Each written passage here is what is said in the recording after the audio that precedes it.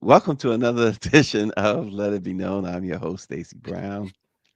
Happy holidays, everybody. I'm your co host, Niele Anderson. We have tons of headlines to talk about today, some good, some bad, and of course, some about the ugly Trump plan. Of course. The good, the bad, and the ugly. Well, let's start. I think our producer has something for us this morning.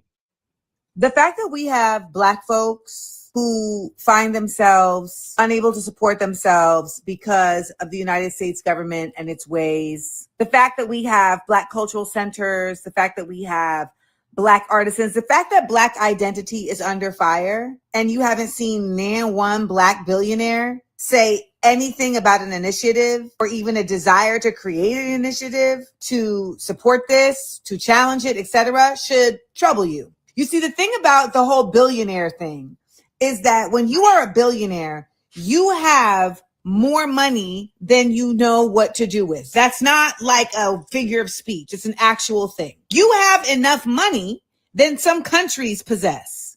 Thus, you have the ability to create infrastructure that the government does not create. Now, for anyone who says, well, this country is not racist and it's Black people's problem. Okay. So then if it's our problem and we solve it, then what's the issue? So imagine if the Black Panthers, who literally were a volunteer-based organization, were able to create senior centers, even an extermination service, sickle cell clinics, free lunch programs, tutoring, etc. That was all done to fill gaps that the U.S. government had created and Black people were falling into.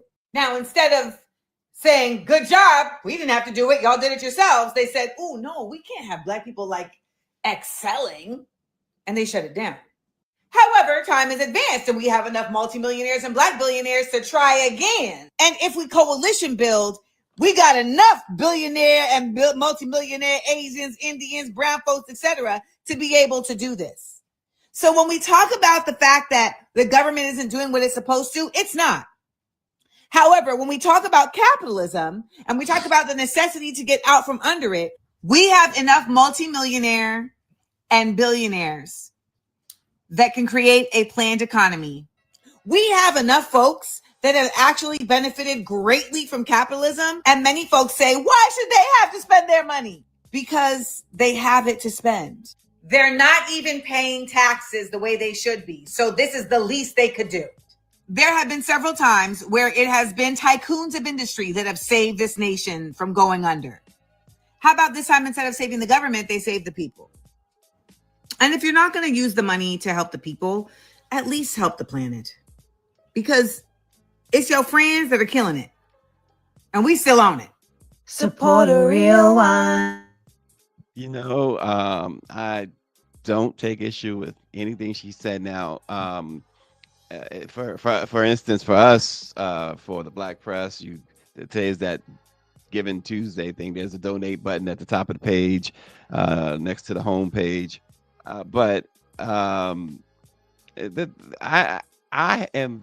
have been very critical of particularly Black billionaires and Black multi-millionaires, because you should never, as Ben Crump said, you should lift as you climb. And I just find that there are some who do and too many who don't. And we see the evidence when you got, what's the young lady's name? Mackenzie Scott, just has given more money in like a few weeks than Black billionaires combined to HBCUs.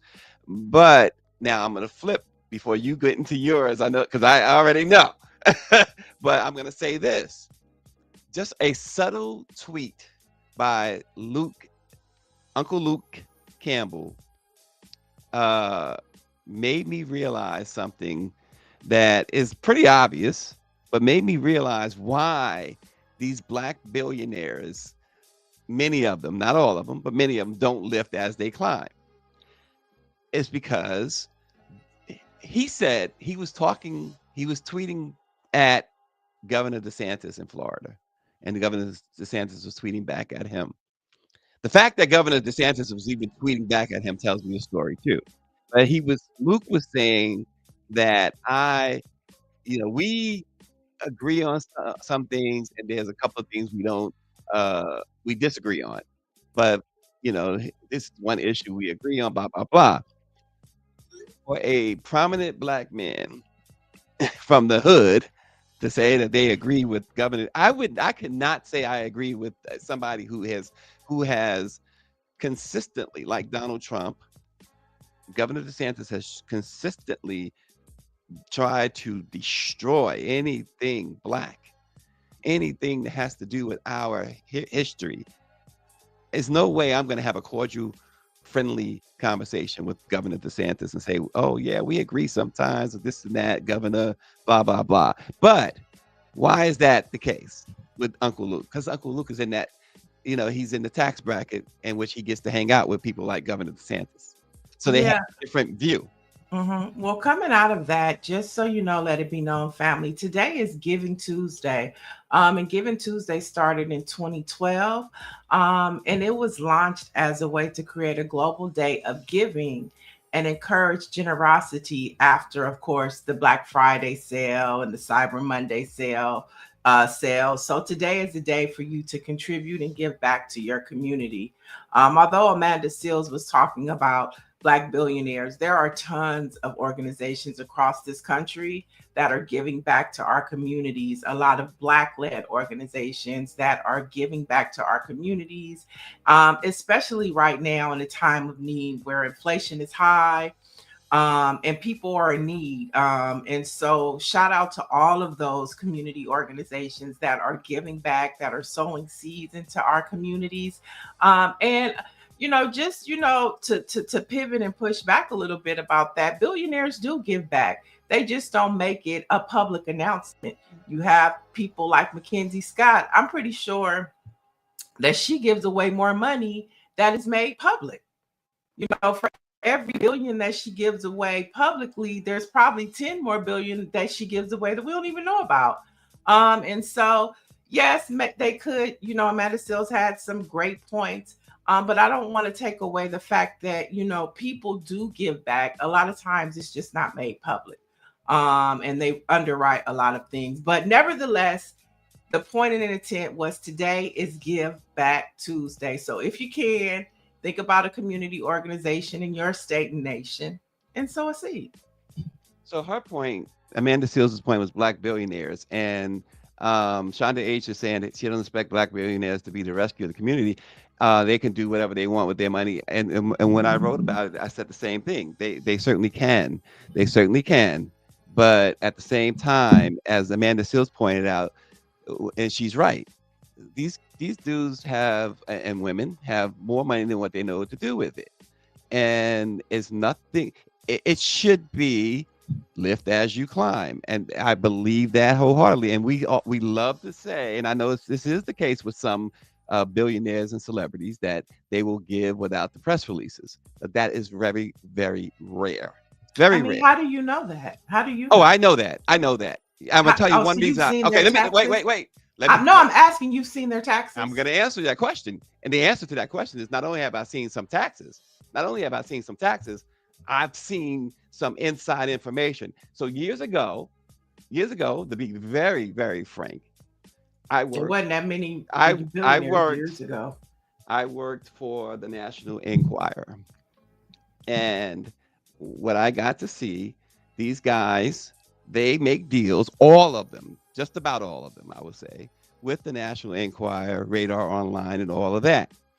And their information comes in. They have to, because they get they're like 1099, and I'm talking big time people, Michael Jackson, you name them. They have to do their 1099s, and they come in. They have to give their Enquirer their social security number, et cetera, because most of those stories that you read, that you used to read in the National, they're the ones who provided those stories. These celebrities. Are they still around, the National Enquirer? I'm not sure. But nonetheless, I got to see a lot of paperwork and a lot of stuff, and I got to see and hear firsthand from a lot of these folks. They could care less about the little man. They could care less. Many of them, not all of them, and they will tell you that they did this or that. And in this case, as Amanda Seals was talking about black billionaires, and I wrote an article not long ago about that. And you know, this young lady, Mackenzie Scott, doing all this for HBCUs, and you got a Dr. Dre running around giving $100 million to a white institution. Well, no, Um, wait, let stop. See, that's what I'm saying because Dr. Dre is building a multi-million-dollar complex and music center in the city of Compton, where he was born and raised. mhm, mhm. And so I just don't think that we should be dictating how people allocate spend their I'm not trying to money, dictate. I'm or just saying that it just but looks it. you're Go ahead. bringing up Dr. Dre and saying he's Right. doing this, but not even acknowledging what he's doing for his community in Compton. So I just think we go down a slippery slope So when the we bottom start line is, speaking for people's money. who's that music complex gonna impact? Whose pockets? Whose pockets? The The most. city of Compton and You the don't think that constituents he's that live there. okay? You don't think that he's gonna benefit greatly from that? So okay, so first it was they don't. And then when they do, I it's don't like see what he's who doing. You're saying a benefits? music complex. I don't see that that's a And benefit. it's an education facility. The whole city at the Compton High School, Dr. Dre is helping rebuild that school. Mhm. So I Listen, mean, built but a school in Africa and everybody got sexually assaulted. so do you want them to do something or not? I'm saying be intentional about it. Be very intentional about it. What I'm saying is that there are more who don't than those who do. And we tend to excuse these people because they have made it. And many of them have made it on your backs. And so you want to excuse it, you can go ahead and excuse it. Oh, Our I'm not problem is excusing excusing it. it. I No, just I'm not. really don't care Yeah, I'm how not they talking about spend their you money. Yeah. personally. I'm not talking about you personally. I'm talking about you. When I say you and we talking about, I'm Mhm. talking about black people. Black people in general. We tend to, because they're now a white celebrity, we don't excuse, but we're quick to excuse a black celebrity or black billionaire when we see that they are going down that road in which they are only supporting by their actions, by how they spend their money. They're not supporting us. They're not supporting us. All this, we talking about these different companies that abandon DE and I and stuff. Where is the billionaire black man or black woman that's standing there with the boycotts? Where are they? So I just think that we give them too much credit. We're the ones that they built their fortunes off of. And then Mhm. then and many of them, like I said, like you could name some who do something. Right. I like what Jay-Z has done with Rock Nation, and what he's done with the prisons. I like what he's done there. I think that was very intentional. But And they you cut checks and they cut checks for programs that we know nothing about. I mean, see, they I do that think too. that's a myth. Parkwood, Rock Nation, they fund a lot of children to go to school. I mean, I just think we go down a slippery slope when we start calling out people for what we think they do and don't do. I get the National Enquirer years ago, but like the Robert Smith, he's a billionaire. He contributes a lot. I mean, and so it's like I think today is more about what do we do as individuals. And a lot of times giving is not about financial. It's your time, it's your resources. And so I think, focusing on that and how, because if the community decided just to give back their time, their energy, and maybe some dollars, our communities would be better. And it wouldn't even be if the community decide to start our own garden to share tomatoes and all of that type of stuff. So I mean, I get billionaires should do more and there should be more responsibility. But if they don't, what are we gonna do? Well, the thing about it is, I think people are doing what they can do, but in a moment where all of our institutions are under such attack, my question is, why are they missing in action? Yeah, I don't have time to wait for a billionaire to do nothing. Well, I'm not saying you should wait for them. I don't think the I don't community have is time, waiting and for I don't them. think we have time to wait. I think Amanda Still's calling them out. That's what her role is to do. I think you calling them out is very important. But at the same time, it takes a village, and the It does. village is not Mhm, compromised of millionaires. It's compromised of people. So mhm. what is the village going to do? Besides a billionaire doing something, like, what are we going to do? And what are they going to do? And I think Amanda Seals was right for calling them out. I think you're right for calling them out. But I also believe too, we have to be careful not to count people's money and how they spend it, because we really don't know how they do it. Well, yeah, I again, they have every right to do whatever they want with their money. But at the same time, I think I have every right to criticize them for what Yeah, they're not most doing. definitely. And so, that's just where it's at. But you're right. It's given Tuesday, as they say, and so folks do And what you they're have, gonna do and what I they. think you and Amanda Seals have challenged the billionaires, rightfully so. Challenge them to do better. They can do better, but at the same time, we can too. Yeah, yeah. Well, yeah. There you go. I think you summed it up nicely. It's a challenge to do better, to do better. Right. There you go. Right. I like that. All right. So the FBI is in chaos, Niele, as you probably know. But it really hit the fan yesterday when this 115-page internal report that was provided to Congress was made public and revealed that the first 6 months under Cash Patel have shaken the Bureau. Agents report a culture of fear, collapse in morale, and open hostility toward Donald Trump. Cash Patel and Dan Bongino are viewed Mhm. as unprepared, with Mhm. employees saying they learn more from their social media posts than from official channels. The Ooh. president's pardons of January 6 offenders has deepened the distrust in the FBI, and agents are reportedly, based on the report anyway, furious about being reassigned from national security work to ICE operations. They also complain about DE&I programs being dismantled, and that has created some big divisions within the bureau. And so they're saying it's unstable. And some in that report, if you read the report, and you can see it on BlackPressUSA.com, the report is laced with a lot of foul language. They're calling Patel and others, including Trump, all types of names beginning with the F word and stuff like that. These people are really upset in the FBI. Mm. Yeah, the morale is down, all across the board, and those are the people that are most subject to be cut, right? And word on the street is Cash Patel is high on the chopping block to be cut from his position. So it's just interesting to see how everything is beginning to fall down for Trump. But he holds his power somehow, some way. And it's a scary thing to see how he is handling the Department of Justice, the Justice Department, and I find it interesting how he's placing women in these positions, especially the Department of Justice, and how he treats them.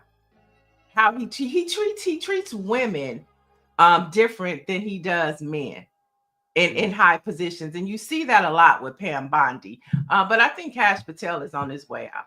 He can't even look at us straight.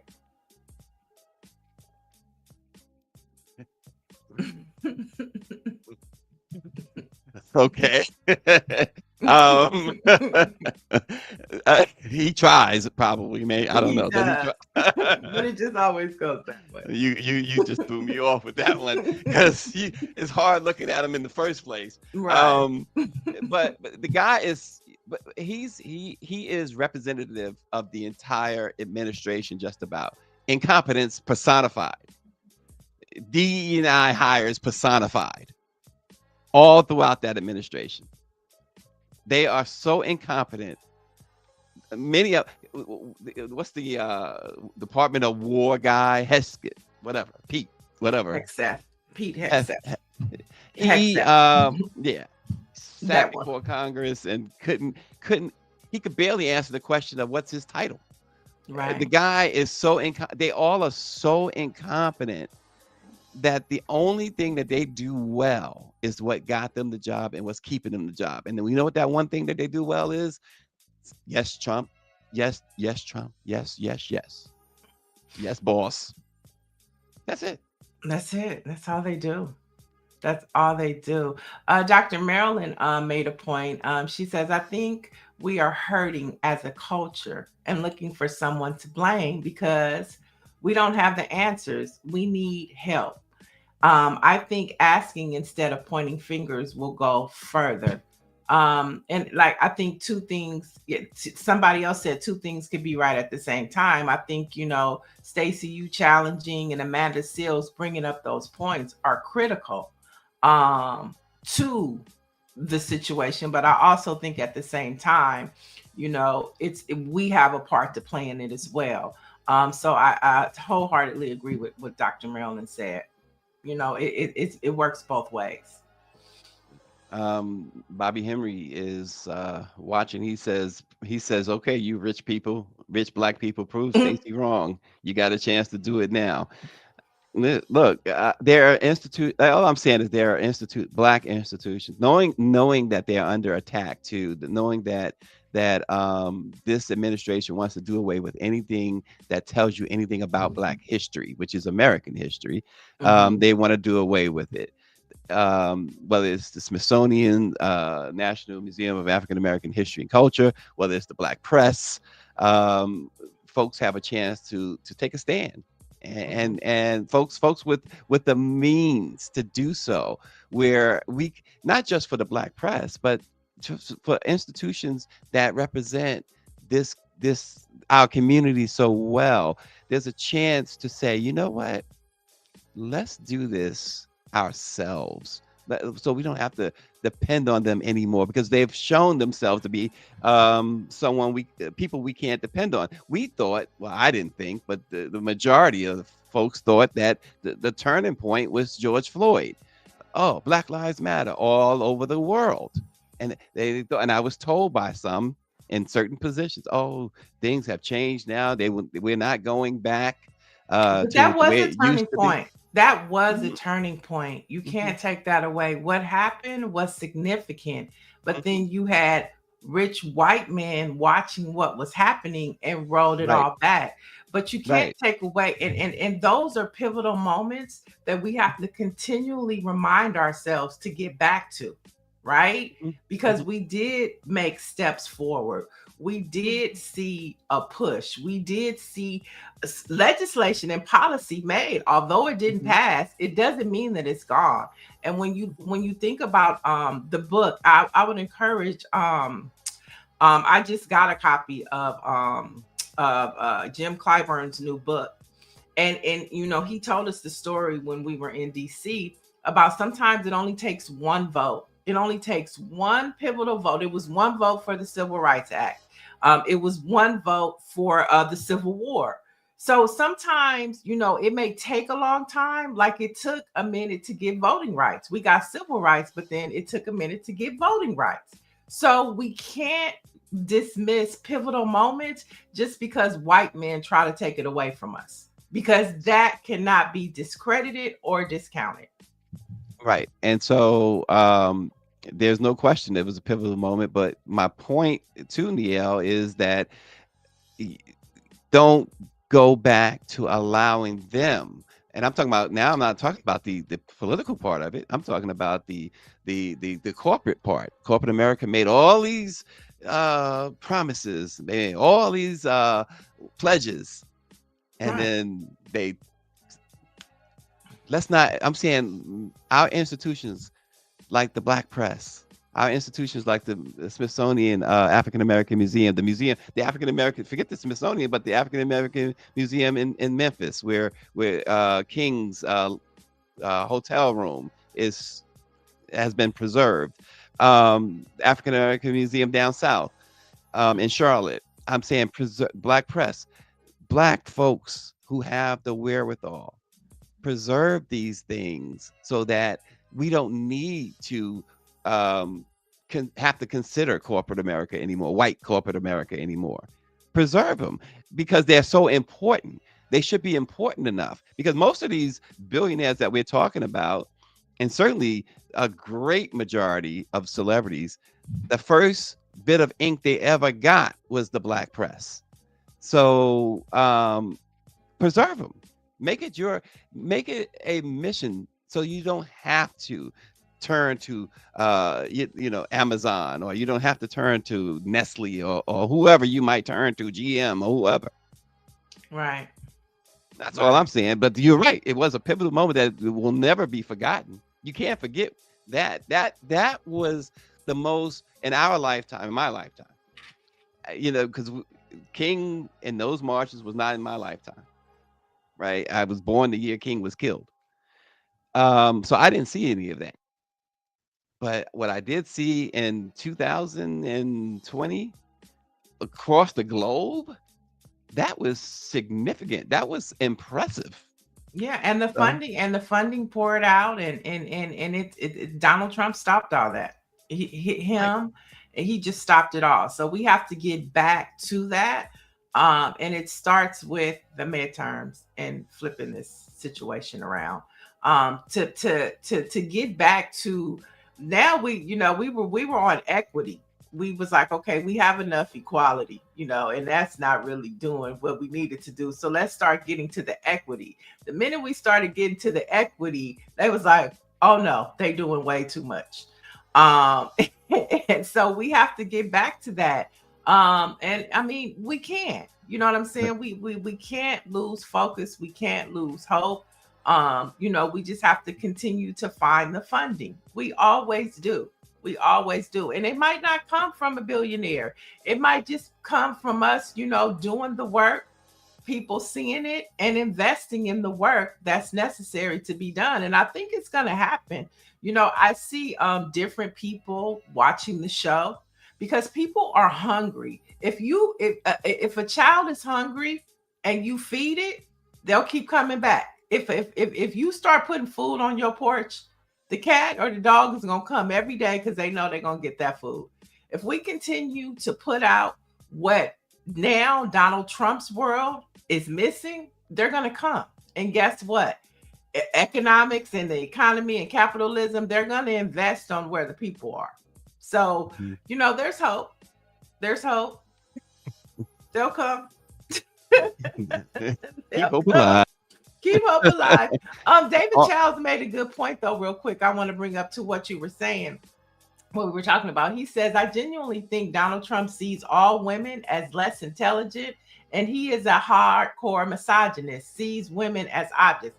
Totally agree with that. Totally 100% agree with that. and RNG says, well, he does a podcast journalism, and he call out black millionaires all the time for their lack of interviews with the black press. Marshall It's Falk, the new important. head coach of Southern, has never given an interview. And these things are true too. And to me, the ultimate test, again, I'll speak for myself.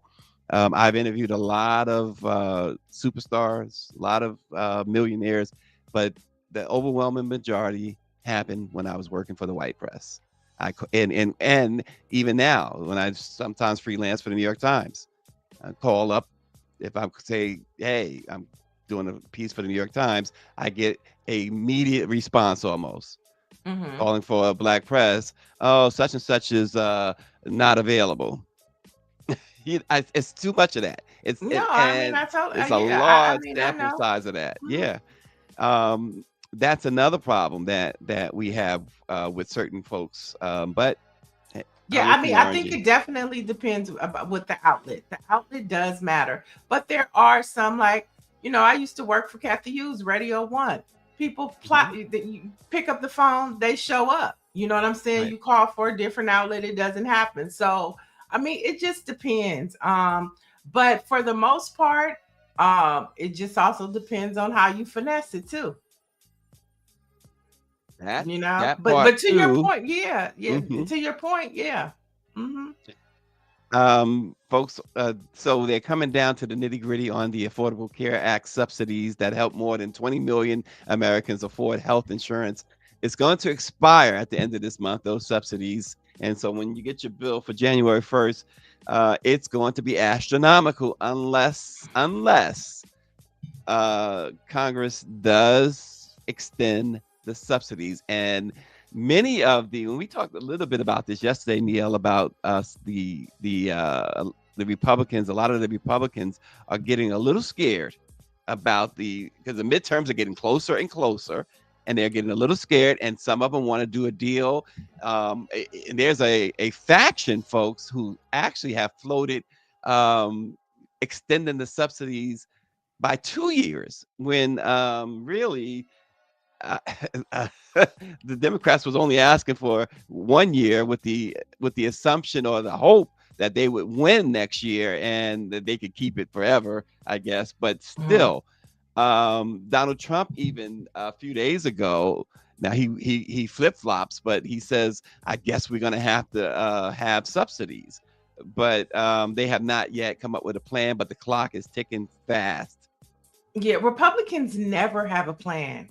Their plan is just to say no to what Democrats' plan, right? And then they'll co-opt the Democrats' plan and make it and put their title on it. And sometimes it's the same thing that the Democrats presented, and they just put their name on it. But to your point, a lot of Republicans, the issue is they have to go back to their districts. They have to show up to those town halls. They have to go to their congressional offices in their districts, and their constituents are not happy. Okay. So if they want to keep their seat, some of those Republicans are going to have to bend. Okay. I'm not saying bend over, but they're going to have to bend. No. There she go. Nonetheless, well, they do it for Trump. They bend over for Trump. Okay. They bend over. Okay. Oh my. Woo, see what but they're gonna have to. They're gonna have to, because if they want to keep their seats. Yesterday we talked about how many Republicans and Democrats are jumping ship. Now, for those who want to stay and play, some of them are going to have to, listen to their constituents. And if they want to keep their votes, they're going to have to keep them happy. That means they're going to have to, maintain their Social Security. They're going to have to retain their Medicaid and Medi-Cal. They're going to have to maintain their Affordable Care Act, affectionately known as Obamacare. They're going to have to do it. Orangey is saying something that Representative Chris Murphy said. I quoted Murphy in my article about this. Orangey is saying that if the extensions happen, the headline should read, "Obama wins again." He says Trump will blow his lid. But Representative Chris Murphy said that these Republicans, there are some Republicans who know that the right thing to do is the subsidies, is to keep the cost as low as possible. But their hatred for Obama won't allow them to do what's right. Obama's been out of office for how long, Niele? A decade. Yeah, he really has. And him and Michelle look great and light as a feather. Right. And yet they spend every waking moment trying to undo everything he did. Trying to do everything that he's done. They just want to undo it. I mean, I've never seen white hate before. Like back during the 60s and the 50s and beyond, you saw it. Obama brings back that white hate that we forgot about. Yeah. They remind us. That reminds us of, the difference between a black man and a white man, and why they fear the black man. The man, I will say this about Barack Obama and the Affordable Care Act. He had to have and that's his signature piece of legislation. So he had to have really slept on it, put in every ounce that he had in this, because they have for the last 10 plus years been trying to destroy this healthcare law, and they have not. They've weakened it for sure, but they have not successfully defeated it. They have not because the wording, the language, and everything else that he put in there has proven so hard to overcome. They really almost to this point impossible to overcome, to the point where now we're talking about the Republicans saying that in order to save their seats, they're going to have to vote to keep the subsidies in Obamacare. Right. Patricia Jackson says white rage, hate runs deep. It's not just Republicans, sadly. That is true. That is true. Yeah. Yeah, sadly, it is true. And speaking of Republicans, at least 11 of them in Indiana have confirmed that they received bomb threats after saying that they would not support Donald Trump's redistricting plan. In a lengthy social media tirade, Trump blasted Indiana State Senate Republicans for not supporting the effort, naming 2 state senators and Governor Mike Braun. Indiana House lawmakers began taking up redistricting yesterday by formally introducing the new map. The state Senate is expected to do the same next week, but in the meantime, Mike Boacek is his name, the Republican there, the state senator, opposes the redistricting. He said one of the things that's happened to him, he's gotten bomb threats, but one of the clinching moments for him to say, I'm not supporting this, is when Trump used the R word to describe Minnesota Governor Tim Walz. What's the R word? We're not supposed to say it. It's retarded. Oh, and he is so ignorant. He is ignorant. Boacek's son has Down syndrome, so it really hit hard. And Trump has mocked people with Down syndrome. So yeah, I can't believe he used the R word. Nobody around his team told him that the word is spectrum. Now they're on the spectrum. Listen, no, Neil, he said it publicly. He was the press was there. He called the man the R word. You said he called the man the R word. Oh, Donald. Do better, Donald. That man has no decorum. Look, it's not even an insult to say he has no decorum. Dr. Maryland said that's an 80s word. I was like, what is the R word? I mean, we had got, But you see, but look, do you see what Patricia Jackson said? This is a great point on a lot of ways. She says until he felt it personally, he probably would have gone along with this redistricting, right? But that's the thing. We talk about the gun violence and all that. Until they feel it personally, it's not going to change. Right. But I just want to go back to, the number one terrorist threat to the United States is the white man. Okay. Now the white man is threatening the white man. Okay. Now the white man is threatening the white man. And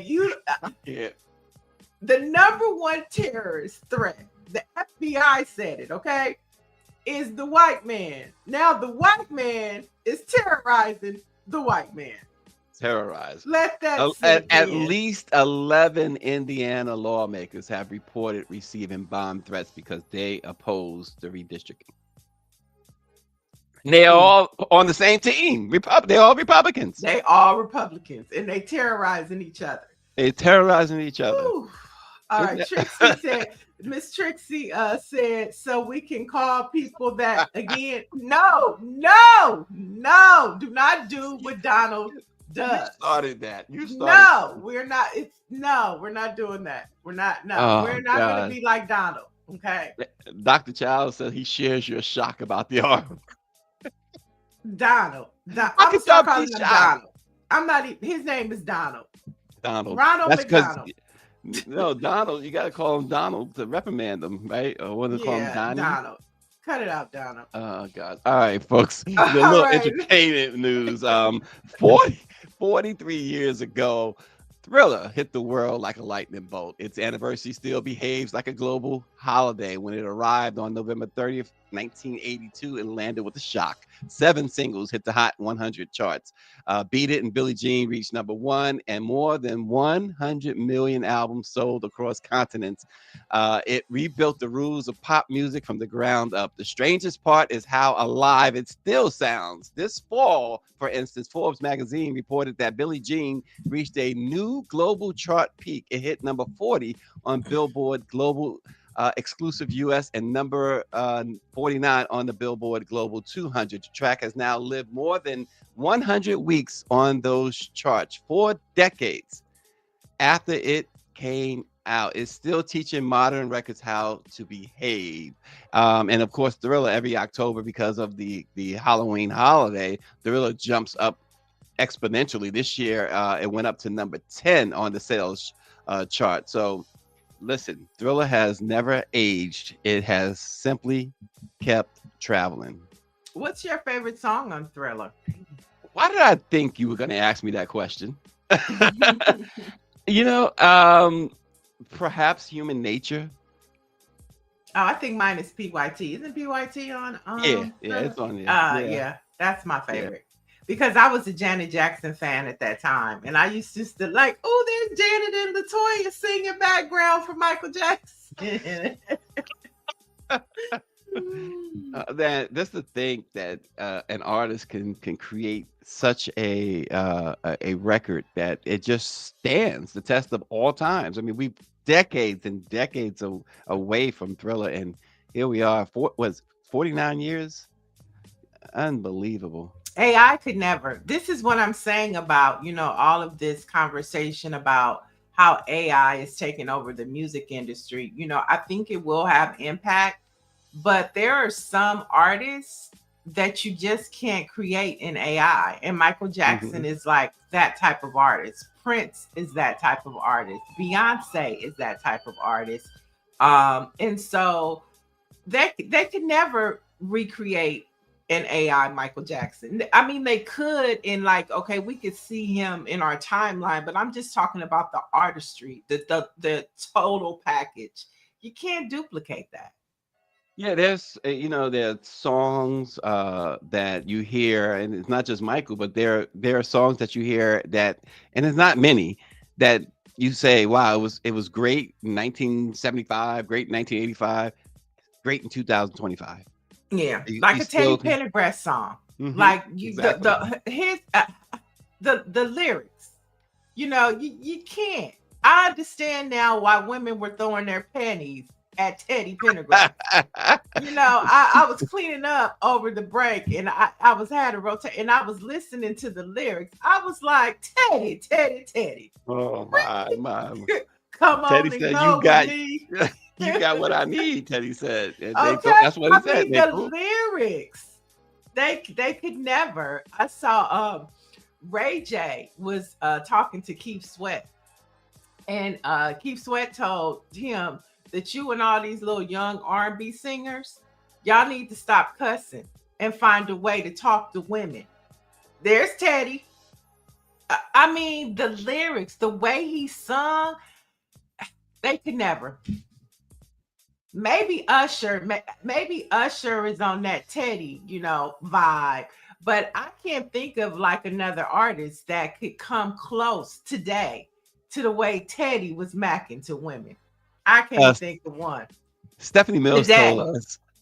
Stephanie Mills tells the story. She told us the story. She says, when she sang with Teddy, she said, I was looking at him like he was my big brother. She said, my gosh, did I mess that up? Oh, and one of my favorite songs is by him and Stephanie Mills, Two Hearts. I love Mhm. that song, Two Hearts. But yeah. Trixie says, want to be starting something is her Oh song. yeah. Because he's not saying mama say, mama sa, mumaku Here sa. we What go. is he saying? What does he say? It took me, I was well past like 2 years ago when I really found out what he was saying, and I still can't remember. But it ain't mama say, mama sa, mumaku sa. I'm gonna say it one more time. That's what he says. Something like that, yeah. Who? No, where did we and I get won't Mama say, stop or Mama something like sa, that. ma kusa? Well, apparently there's a story behind that. Apparently, that it was some sort of African thing at first, but it was something that they wasn't supposed to use, and so they told him he couldn't use it, and so he just substituted it with something like, I'm gonna say it, and I won't stop or something like that. Uh, I'm gonna say it, and I won't stop. I'm gonna say it, and I won't stop. Okay, okay. Michael Jackson forever. And we also having a Black History fact. I didn't even see, but we have a Black History fact about MJ. So today is MJ Day, okay? It's Giving Tuesday and MJ Day. We just gonna say it. All right, a Yeah. couple more headlines to get through. Let's talk reparations, Stacy's.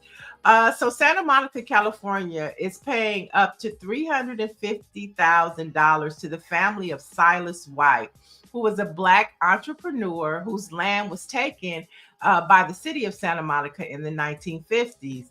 Now, Silas White planned to open the Ebony Beach Club, a space for Black beachgoers who were excluded from local venues at the time.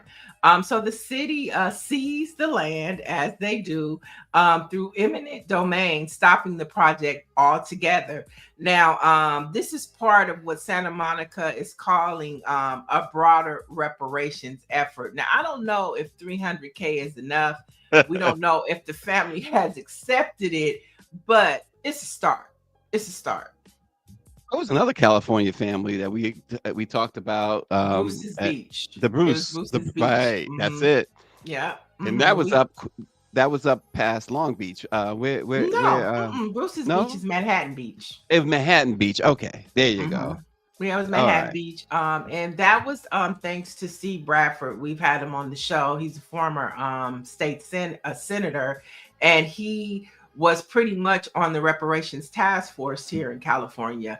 But he was significant into getting the Bruce's family that money, as well as our second district supervisor, Holly J. Mitchell. And, Mm. and the interesting thing about that, when I asked Steve, was that a form of reparation, Bruce's Beach? He said, absolutely not. He said it Mm. wasn't a form of reparations. He was like, they took that land from them. Reparations is Yeah. something that you give somebody for an injustice that was, done to you, but that land was taken from them. So Mhm. he was like, that's not a form of reparations. So I We guess he had would say this too. we had the lawyer, Black woman, on, that represented that family too, some time ago. Mm. So yeah. I'm just So saying. That's a point oh of no, I thought that's you. a Oh, point of you're like, okay, so So what? yeah. No, I thought you were about to say something else. um. So yeah. So we'll see what happens. We'll see if the family takes the 350,000. If I think they should get in the millions. Give them Yeah. what. You Add gotta up factor in a the lot of money. things. Yep. Yeah, add up You the gotta factor money in that that. he could have made That's it. from Yep. that. Yep. And it's well beyond $350,000. Exactly. I mean, the property there too in Santa Monica itself. Oh my gosh. Santa Monica is expensive. Well, all of Southern California just about is so expensive. But Yeah, Santa but Monica is one of those, that oh, forget coastline about it. is, yeah. Yeah.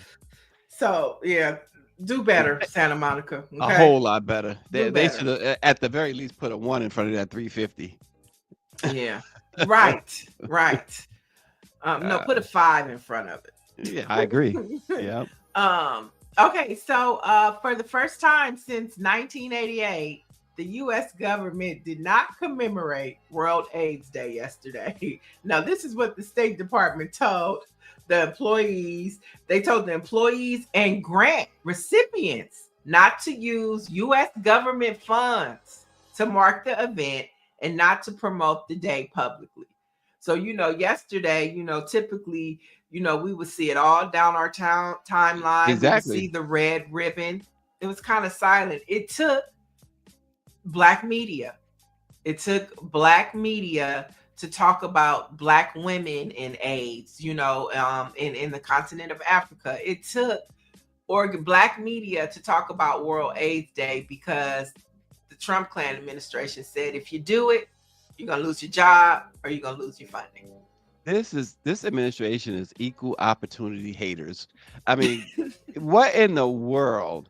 Why would it hurt to observe World AIDS Day? It's a day Yeah, in which you observe that in a way that it's awareness. It's awareness, and people still get HIV and AIDS. It's not like the illness has gone away. It's not like it's just crazy. Oh gosh. well, Trixie, that might have been, you have World AIDS Day, you have Black AIDS Day. It's a lot of AIDS Day. Yeah, but it's always Yeah. December 1st. But the Yeah. World AIDS Day, the one for like globally, is December 1st. And so Yeah. not only did we not celebrate it, but we decided that we're not going to be a part of a world movement. Mm. You know what I'm saying? Because we have our states days that deal with It's AIDS. not like it's a holiday and it's Right. like celebrated. Oh, this is about awareness. This is about health. This is about keeping people informed. It's not a holiday. Cancel a holiday. Right. Which which holiday he's looking at, right? Well, no, Trixie said, she said it, Juneteenth is next. Well, that too, and Oh, you talking about King. King Day? Oh, Yeah, yeah. yeah. Patricia says they're just dumb. Um, and we touched on AI a little earlier, but the White House, reports are saying that the White House has drafted an order directing the Justice Department to sue states that pass AI regulations. Now, the draft was obtained by several news sources, directing Attorney Pam Bondi to create an AI litigation task force. And so, remember, all of the tech people were standing behind Donald Trump during the inauguration. And one of the first things he did when he went into office was did this big partnership with OpenAI. And so he's just going to let AI run amok. Robots, the deep fake state of the internet, all of it. He just like, do whatever. I don't care. No regulations for you. Now, radio is regulated. Television is regulated. The stock market is regulated. You have all of these different agencies of regulations because you can't just let people go rogue. But technology, they just have an open book to do whatever they want to do. They could suppress Black media. Part of the problem is why Black media doesn't, filter in social media is because they suppress the things we talk about. Now, if we want to talk about 50 Cent and Diddy, they'll let that go all day long. But for us to talk about the things that we talk about here on Let It Be Known, they'll suppress it. They won't let you put dollars towards it to promote it. They won't even let us promote the show, y'all. They say that when we put money behind clips from this show, they say, oh, you guys are being too political. Or, oh, you can't promote this, but you could promote anything that Donald Trump does. Now, if we would say we're not promoting World AIDS Day because of Donald Trump, they probably let us promote it. David Youngblood says cruelty is the point. That's what we've been saying. Oh man. Yeah. So beware of AI. Let's jump into some HBCU headlines. Now, St. Augustine University is the first HBCU to publicly support the Trump admin's Compact for Academic Excellence program. We talked about this a couple months ago about how he wanted to, if certain universities wanted to continue their federal funding, they had to, in Stacy's terms, capitulate to what this man wanted, which is no DEI, no protests, and government evaluations to make sure that they're following Trump's standard. Now we know USC and Brown said no, but this is the first HBCU that is open to sign off on it. Well, it's where we at. They only want you to promote negative BS on our people. Trixie says, "Yeah, this is where they at." Right. And interesting. I thought FAMU would have been the first HBCU to do it because remember, the governor put his pick And there was a big, faux pas over there of what was happening, and the students didn't want her, the alumni didn't want her because it was a DeSantis pick.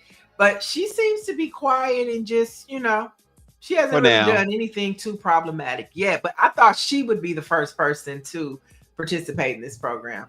Yeah, they also, as Greer's pointing out, it was just last year they was facing closure. They have some serious financial issues over there. Oh, at FAMU. Mm-hmm. No, St. Augustine. Oh, St. Augustine. Yeah, yeah, St. Augustine. RNG says ABC wants the mess on Black people. He says, I hope people boycott the 50 Cent documentary. 50 Cent's going, somebody posted on one of the social sites today. It's like this guy, and it got a lot of traction too. So this guy is going to one day be in a position where he's going to regret some of this stuff, at least some of it, if not all of it. I mean, he is the most. This guy is extremely petty.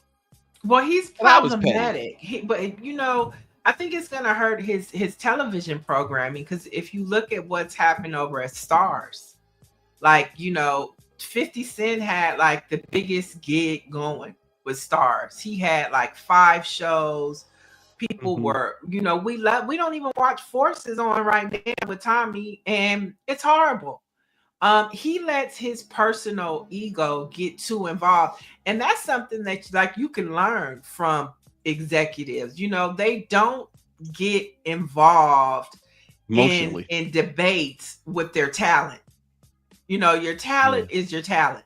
You can't get into a debate online with your lead ghost, Amari Hardwick, you know what I'm saying? Or BMF. You can't get into it with Big Meech, and just mess up a whole franchise. And so I'm interested to see when he does come back with these series, how many people watch, because he becomes bigger than the show, and you should never be bigger than your show or your talent. You let your talent ride. Yeah.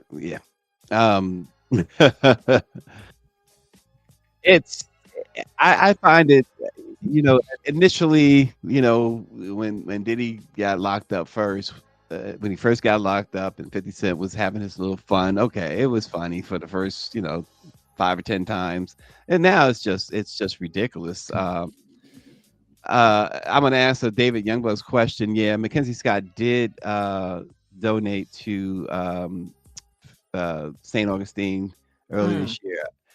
She gave a $5 million endowment for St. Augustine.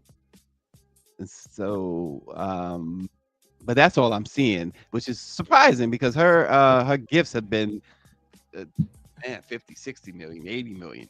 Yeah. To other schools. So anyway, in more HBCU headlines, the ESP Band of the Year National Championship has been set, and Southern University's Human Jukebox will face off against Florida A&M's Marching 100 in Atlanta during the Celebration Bowl this month. And in more celebration news, our very own Don Montgomery will also be there moderating a book talk with Jeezy and Dr. Wes Bellamy called, now this is one of Dr. Wes Bellamy's favorite saying. He's been saying this for at least 10 years. Nobody is coming to save us. Now, this book talk is happening on December 11th during the Celebration Bowl. And so it sounds like they're having a mini bayou down in Atlanta.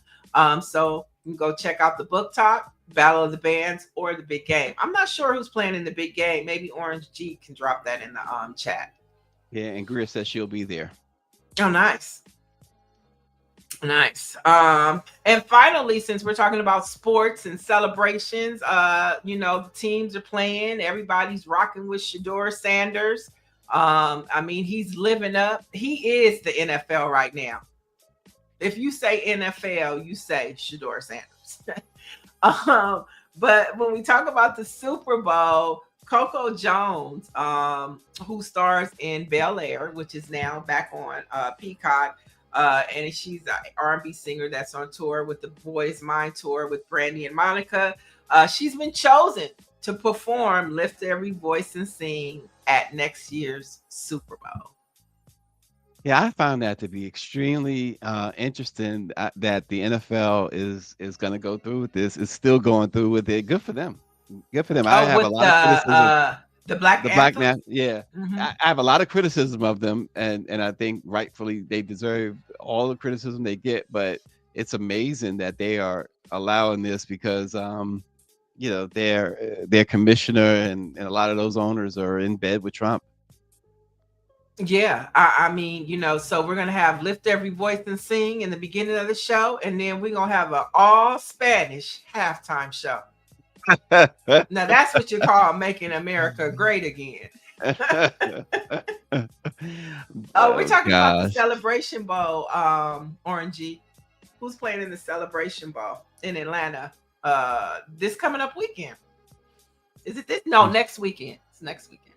Or this weekend. It's You the said the 11th. 11th. Yeah. Tickets are on sale now. That's all I know.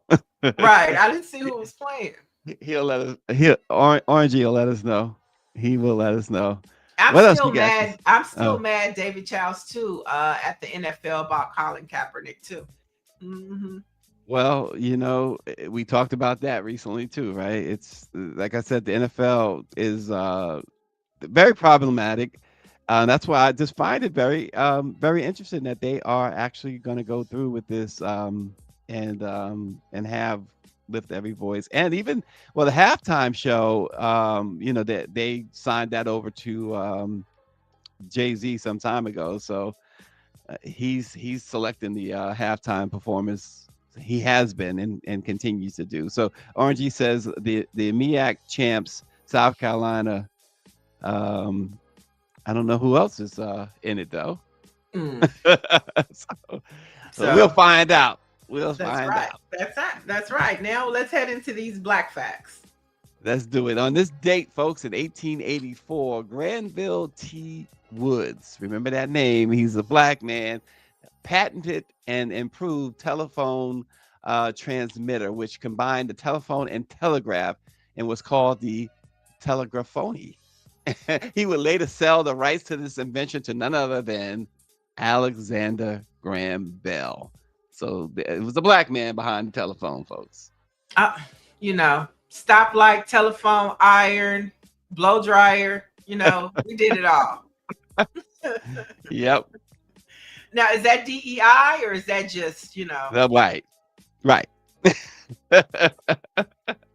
I don't know. Okay. But we talked about Michael Jackson earlier, and interesting fact, on this day, MTV first aired Isn't the that something? 14-minute music video for Michael Jackson's Thriller on December 2nd, 1983. Now, this premiere was a landmark event that significantly boosted the music video's popularity and had a major impact on the music industry, establishing music videos as a serious art form. Wow. And every music video, he called them short films. He didn't call them videos, but everyone after that, including Thriller, was a primetime special event. Remember all of his videos? We call them videos. Criminal, Yeah, they were all. Bad, Beat It. Yeah, they were primetime events. Networks with and mostly CBS because at the time he was Epic and CBS were the same company and Sony, of course. But CBS would air his videos would be a special prime time, 9 o'clock at night. I remember that. I don't think my mother let me watch Thriller when it first came out. I mean, that's just how major it was. It was like, it's too much. Can you imagine today somebody saying Thriller is too much? You can't watch it. David Youngblood said, thanks for staying. I think it's David Bowie, David, that really got the wheels turning for MTV. He told them off to their faces about not playing black artists. How could you not? He said play a Michael Jackson or other black artists, especially Michael at that time. I mean, nobody was doing what Michael was doing. Because even before the Thriller album, there was, if you remember, there were a couple of videos for "Don't Stop Till You Get Enough" and "Rock with You" from Mhm. his "Off the Wall" album, and they were, I mean, they wasn't Thriller level, but they were still a little bit different because music videos was really before Michael started with, before he did Thriller and then Beat It and Billie Jean videos. They were just something. Basically, they were just pictures to go with the music, to go with the music. They wasn't too outstanding. Yeah, Off the Wall was my favorite Michael Jackson album. I Hmm. like Thriller, but my favorite Michael Jackson album is Off the Wall. Yeah, it I may love have been his. I know a lot of his family members, including his mom, always said that "Off the Wall" was their favorite. Yeah, it's my So favorite. And that song Off the Wall alone is perfect to play on a Friday after you had a long week, or you about to go somewhere. I just want to live off the wall, okay? is that, and I is that how love you want to? and I love Falling in Love with Diana Ross. Oh my god, I love Mm, that song. But okay. yeah, that's my favorite. Well, what's you guys' favorite? Let us know. Off the Wall. That was a great album. It really was. It really was. It set the tone. It really set the tone for Thriller because the story behind that, he was so disappointed. Michael was that he didn't win the Grammy Awards for Off the Wall. That he decided that his next album would be unstoppable, that they couldn't ignore it. In fact, legend has it that he wrote using his sister's red lipstick on the mirror that his next album will sell 20 million copies. Mm. And of course, Thriller has gone on to sell in excess of 100 million copies. So he was not to be denied. As we say, Michael Jackson forever. Oh, gosh. So, No, look, I'll show you. Look, I have his oh, here we obituary. go.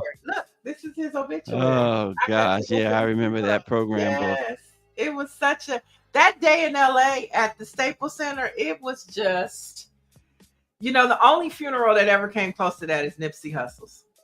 But Mm. that Michael Jackson funeral was just like it honored him in the way that he gave it to us. It was beautiful. Love him You know, forever. so he had two funerals. The one at the Staples Center, and then the one in September, where they finally interred his body into what's that? The famous cemetery. And they were out there in the heat. It was like 100 something degrees, and Liz Mhm. Taylor was like melting. It was just horrible. But when it came to somebody like him, you can only expect that it would have been so. I don't want to use the term over the top because it sounds negative, but I'm gonna use it so that you'll know that it's not intended to be negative. But it was so over the top. So the pomp and circumstance was just unreal for a funeral. But it was Well, Michael I don't Jackson. think it was. Yeah, it's Michael Jackson. It's not just me or you. It's Michael Jackson. Yeah, it was so touching to see his brothers carry that casket. They all were wearing one glove, the white glove. Love It it. was it was just so really it was just it kind of tugged at you a bit. I was actually Shepard Smith. You know the name Shepard Smith? He used to anchor Fox News. I was actually sitting at the anchor desk with him for Hmm. Fox News, doing the funeral, covering the funeral for Fox News. And Nice. yeah, and then when I saw Jackie and Jermaine and Marlon and Tito and Randy come out with the casket and the white glove, it was just like wow. That's when it really began to kind of sink in that wow. So Michael Jackson is dead. No, yeah, it was here being in LA. I actually broke the news on radio. We were at the radio station at 93.5. It was K Day or the Beat. And TMZ actually broke the story that he had died. And at that time, it was like TMZ can't break stories like that. They're not a Mhm. credible news source. Where's ABC? Where's NBC? TMZ was at the house. They were Mhm. there with and so our PD was like, break it. go live Yeah. on radio, and we're just gonna roll with it. And if it's wrong, it's wrong. But TMZ got it right. And that whole just process of that day, and like Stevie Wonder's radio station, KGLH. I mean, they just took over. Stevie Yeah. Wonder, because the relationship, the Motown connection. It was just, that day was surreal. Yeah. There's some It moments in really my life, was. it was such a surreal day. And you didn't want to believe it, but I, radio I got I I didn't believe it because I thought, because I got a call, and one of his siblings called me and Mhm. asked me, "Is it true, Stacy?" His sibling called me and asked me that, and my response was, "Well, you know how your brother is. He don't want to do these concerts. He's faking this heart problem or whatever it is." That was my response. I won't say which sibling because I don't want to cause any issues Mhm. with the fans, not with the individual, but one of his siblings, and I was like, yeah, I don't think so. And then like I hung up with that person, and the phone just was blowing up. I mean, news stations and outlets and other people were calling me, and I'm like, oh my goodness. So I remember walking into the house, and you mentioned ABC, and ABC was reporting that he was in a coma, and I was like, this is weird. And as you said, it finally broke. TMZ was like, he's gone. Yeah, I mean, TMZ was at the house when it happened, when Hmm. the paramedics was there. Like, they were giving you real time account as to what was happening. That day, news was well behind. They were well behind Yeah, the story. And TMZ was bold enough. And I think that was the pivotal moment that people went, TMZ became a certified news source, yeah. because they broke that story. It was their story. They broke it from beginning to end. Dr. Mellon, though, shifting gears, said, what about Aretha Franklin? Didn't she have a casket dress change? And she did. She did. And that was the longest funeral. Okay. When the saints say we tarry with Mother Franklin. Okay. That They was the broke. longest funeral Isn't, isn't ever. that the isn't that the funeral they groped Ariana Grande? That's what you remember. No, who did it? Who did the groping? Those two preachers up there, and I remember Jesse sitting up there and staring at Ariana Grande. I was like, wait, isn't she like 12 years old? That was the longest celebrity funeral in history. Nobody's topped that. Michael's funeral wasn't that long. Aretha had the longest funeral in history, She had the longest funeral in celebrity and she history. had the most black will, the most black person will you'll ever have. She wrote whatever she wanted on a piece of paper and stuffed it in the couch. Okay, and kept all her money in her purse. Yeah, like orangey under the mattress. Dr. David Child says all black funerals are long, Neo. Yes, but Aretha Franklin's funeral went past 4 hours. Okay, that Mm-mm. Wow, that's a lot. Oh yeah, wow. it was a lot. But you get Yeah. you some good singing, and some good praying and some good testimonies about the life she lived. All I know is that they better have some good food at that repast, okay? Making me wait that long. She said Aretha was a diva. Trixie said she was a A damn diva. That's what she said. A damn diva. Who did she want to play? Oh, she wanted Jennifer Hudson to play her. They asked Oh, her. is that right? That's right. That's Yeah, right. she wanted Jennifer Hudson. They asked her a couple other people, and she turned her nose up at them. Mhm. I think that was good. That's a good choice, right? Oh, Jennifer Hudson, most definitely. I Yeah. nailed it. Nailed it. Her or Fantasia. Jennifer Yeah. Hudson or Fantasia. But I think feature wise, I think they both vocally could have done it, but feature wise, I think Jennifer Hudson was more compatible. Okay. Okay, we got a fun fact video. Let's check it out.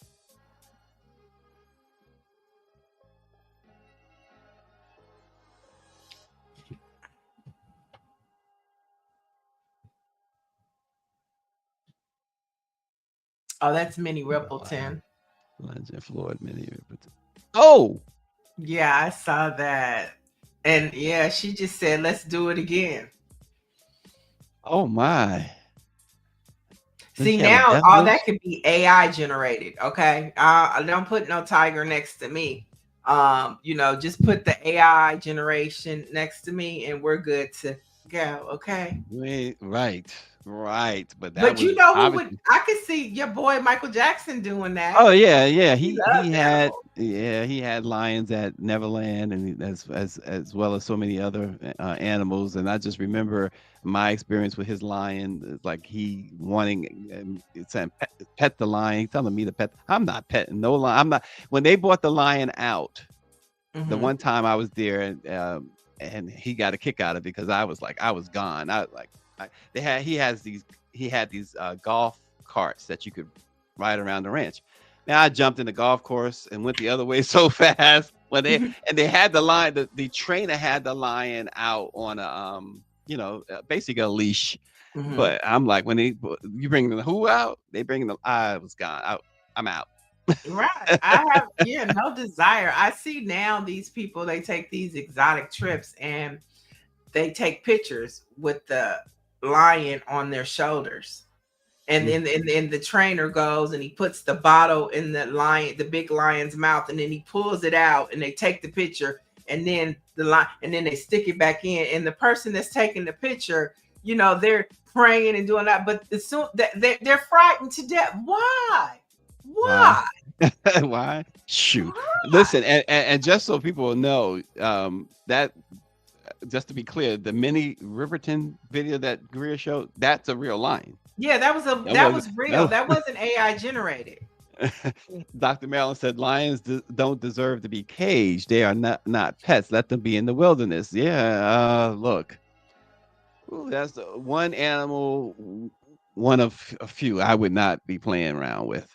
And then on the last note, Dr. Marilyn says, "I love Aretha. Her story always makes me cry. She was 12 years old having a child, and I'm not gonna say it because I'm a journalist, but we know word on the street who the alleged daddy was. Now that blew my mind, and I'm gonna just leave that blew my mind.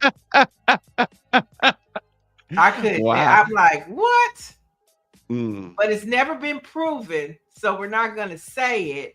But word right. on the street, Mm, wow. And look, she got that look. and on She that wanted. note, for the latest in headlines and Mm. news, visit BlackPressUSA.com. It's a very good segue. Yes, please check us out. Again, there's that little donate button on the Dr. Miller said, spill the tea. I have to spill the tell you on tea. a side chat because it's all alleged, and I don't want the ghost of Aretha Franklin coming to haunt me. Oh Lord. Because she would be like, child, you are on Black Press USA. You know better. You know But better. word on the street is it's not hard to dig. Just Google who is Aretha Franklin's alleged first child's baby daddy. Goodness grief. That's just a mouthful right there. First child's baby daddy. Anyway, folks, check out BlackPressUSA.com and check us out again tomorrow. Oh my God. All right, that's it. For latest That's in Black news, visit BlackPressUSA.com.